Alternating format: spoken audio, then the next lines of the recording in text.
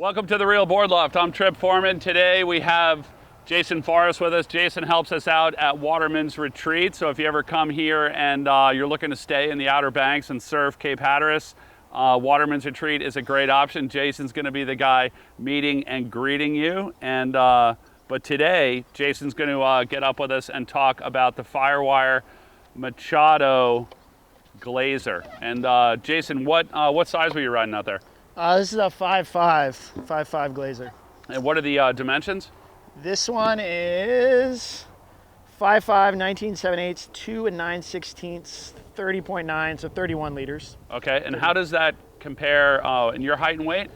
I'm 155 and 5'8".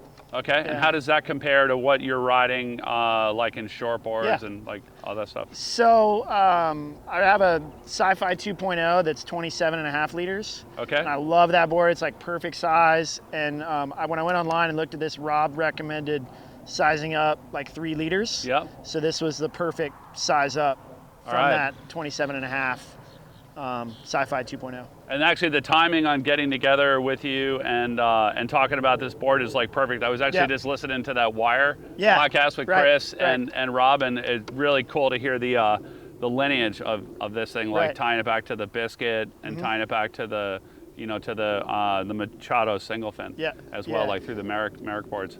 Yeah, I mean, I landed on this board because of the riding the Seaside too. Okay. So I had the Seaside all last summer, and then going into the fall, I wanted a board that could surf off the top a little more than the Seaside.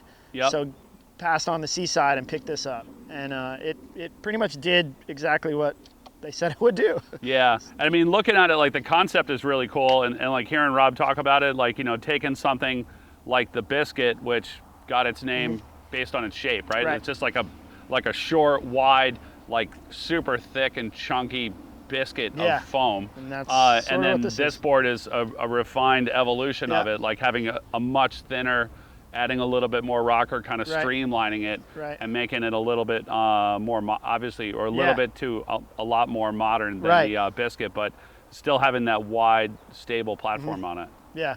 Yeah, I mean, this board's got a lot going on. It's still a pretty flat rocker, but it's got a pretty solid entry and exit rocker, so it surfs a lot better than what you would think it would with that super flat rocker. Let's talk about like some of the sessions that you had on the board. Like first, I think a lot of people are looking at this board in, as a groveler. So for like smaller waves, like how does this thing work? Kind of like small gutless waves. I didn't think it was that really good of a groveler, to be honest. Okay. I didn't buy it as a groveler. All right. I bought it as a wintertime board for a lot of our waves, ranging from here to here. That was kind of why I got into it. Okay. And it performed really well in that size. I did ride it in smaller waves, and I didn't think it groveled that good. What went wrong in the grovel department? It didn't have like that really fast down the line drive that you're gonna find in like a Seaside or something like that. I mean, the Okay. Seaside was just mind blowing, like best surfs you'd ever have when it was small. Right. As far as like the ability to generate speed. Correct. Okay. And just really springy and go. And this board was more like a good wave board in my mind. Yeah. Okay, so an alternative to riding a short board, like in a shorter, wider package. Yeah, with 31 liters. Okay. That was my mindset going into this board, was like, in the winter, I could ride a board that was 5.5, 31 liters, rather than riding a 27.5 liter board with a 5.4 booties, gloves, and a hood. Yeah. And that is what it did. I mean, that's something to think about. Like when you put all that rubber on, like if you're putting like a hooded Yeah. winter suit on, gloves and boots, I mean, depending on how big you are, like I know my stuff like weighs like around 20 pounds, Yeah, like I think. all that Yeah, stuff. mine too. Yeah. So going with more float to offset the weight of the wetsuit, and then also just the coldness and the current, and Yeah. this like a little bit slower Yep. response time, like in all that gear. And then having this be your replacement for your shortboard. And then so let's talk about flatter waves versus like kind of punchier waves. Yeah. Yeah, I mean, I think that's like this board, if you were riding like a flatter, softer point break or just a mushier wave, this thing is like the dream. Okay. Like, I had the best sessions on this thing, and then some of the not best sessions Okay. on it, where it just absolutely did everything you wanted. It was like a disc under your feet, just ripping. And the flatter, kind of mushier waves. Right. But then in some of our stand-up tubier waves, I just had totally disappointing sessions, where I'd get into waves and just not come out of them. Right, and those are the waves that are like sucking below sea level. Correct. There's actually like a hard curb at Yeah, the bottom, like correct. stopping you, like to get up onto And this thing just would not fit that curve. I mean, it would get in there, but then it just didn't have the drive out of it, you know? So. And then, I mean, so more along the lines of like the waves that Rob has in his backyard. Correct. But not necessarily the waves that, you know, that we have like in our winter backyard. Correct, yeah. I mean, if you were surfing even in town in Virginia or California, or I just feel like something that had that soft, cushier wave, which is what I envisioned riding this in, was it did exactly what they said it would do as far as turns in the pocket, hard off the bottom, wrapping cutbacks. I mean, this thing is sick for that. For here, that's like when we have a swell, that's more like a mid to upper tide board. You know, like where it's getting a little bit softer and you're looking around for like the high tide spot where it's going to be tubing hard there. Exactly. But this board's going to allow you to stay on that softer wave and have way more fun. Or even those down the line days at the lighthouse. You know, when you got to get through a section and then hit a whitewater section and come around and hit it again. This thing, as far as doing those top turns and in the pocket turns, unbelievably awesome.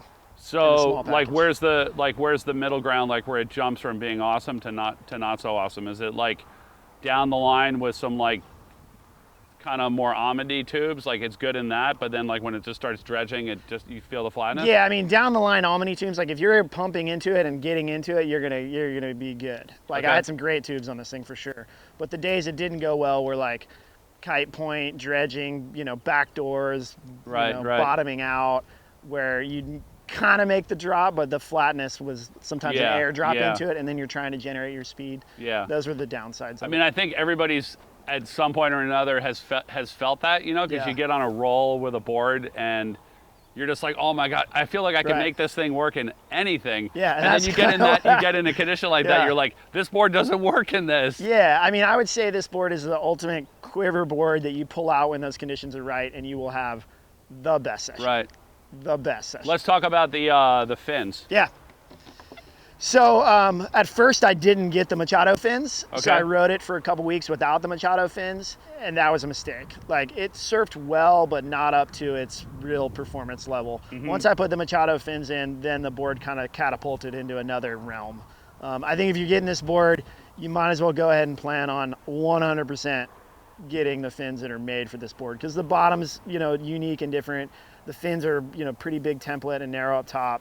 They're a very different fin than what you're going to find like in the back of your car with all your FCS fins. Right. And there's a lot of like looking at those fins. I mean, there's a lot of keel influence, right? In those fins, like a lot of forward drive. Correct. And I think that's probably why the board didn't work that good in those small gutless days, because I was surfing a regular fin. So it might come alive in small gutless waves with this fin. You know, I mostly rode it in waves this size. And let's talk about on the deck, like your 2/3 pad setup.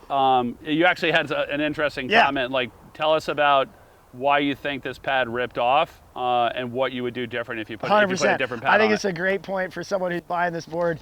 Is that this kind of almost has a little bit of curve in the tail.